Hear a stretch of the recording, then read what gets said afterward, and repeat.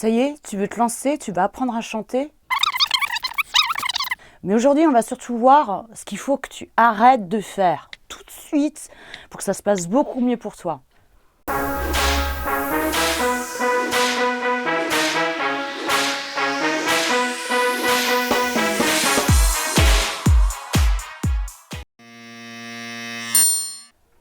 Ne pas écouter de musique. Ça, c'est une grande erreur. Il faut que tu écoutes un maximum de musique et il faut que tu l'écoutes pas de manière passive. Il faut que tu essayes de comprendre le placement. Il faut que tu essayes d'entendre les détails. À chaque fois que tu entends un vibrato, à chaque fois que tu entends un changement de registre, à chaque fois que tu entends du fry, à chaque fois que tu entends des techniques comme ça, essayer de comprendre ce qui se passe, d'entendre les différences, afin que tu puisses t'en nourrir. Et puis de voir aussi ce que tu aimes ou ce que tu n'aimes pas, parce qu'il y a des choses que tu n'auras pas envie de faire, parce que ça n'ira pas dans ta sensibilité musicale. Ne pas écouter son corps. Ton corps, il t'envoie des messages. Et ce message, c'est « J'ai mal, arrête, j'en peux plus !» Et de persister. Arrête tout de suite. Finalement, dans le chant, le seul signal que tu vas avoir, ton seul repère, c'est ton corps. Et ton corps, à un moment donné, si tu fais des trucs qui ne sont pas bons pour lui, il va te le dire et tu vas avoir mal, très mal. Ne pas écouter son corps, c'est bête et c'est dangereux.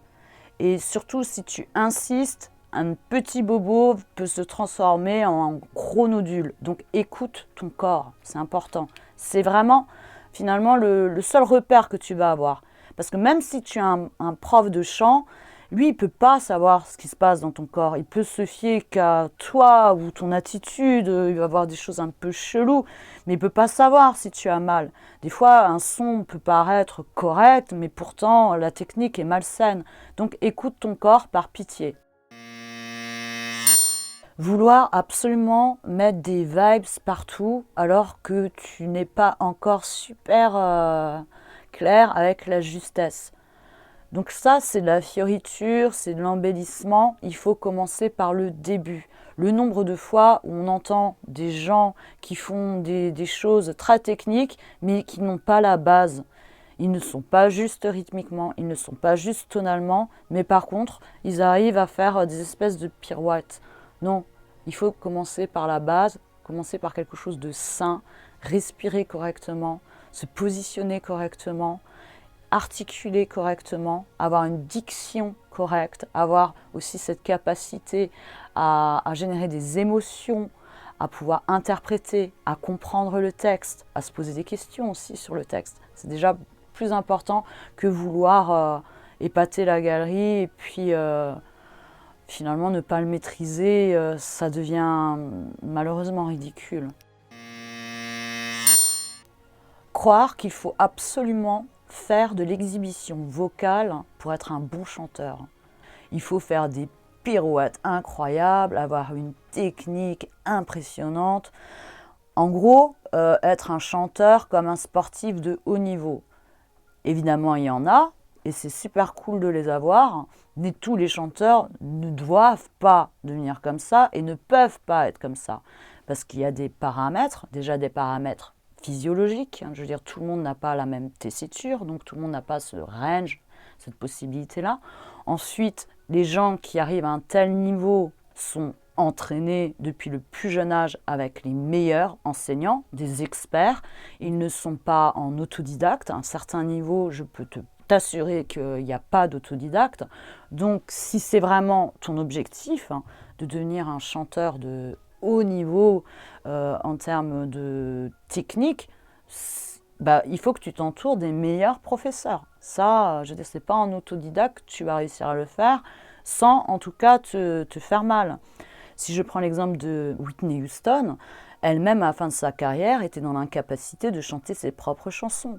Alors imagine, toi, tu veux arriver au même point qu'elle. Ce n'est pas possible de cette manière-là. Il va falloir que tu te donnes les moyens si tu veux arriver au même niveau que ces gens-là. Ils ont travaillé dur pendant des années et des années et des années et ils y ont laissé beaucoup de choses, leur santé, leur voix, leurs oreilles. C'est pas facile. Ne pas ouvrir la bouche. Le nombre de chanteurs qu'on voit qui n'ouvrent pas la bouche. Alors arrête de chanter comme si tu n'avais pas la possibilité d'ouvrir ta bouche. C'est très important.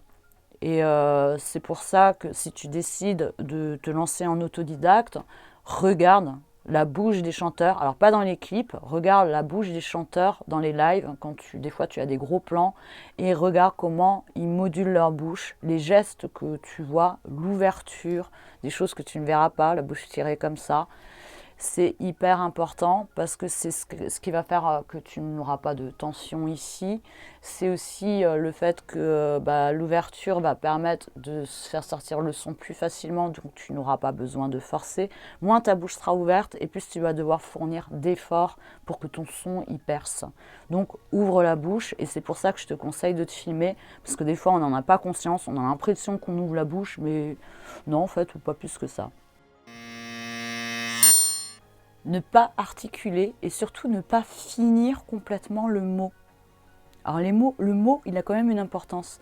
J'avais vu une émission, ça m'avait trop fait délirer, c'était un télécrochet comme ça, où ils chantaient les uns contre les autres. Et au lieu de dire au bout du compte, ils disaient mais au bout du con. Bah ça change tout. Hein. Franchement, moi j'ai pas vécu la même expérience qu'avec Morane. Hein. Donc finis tes mots.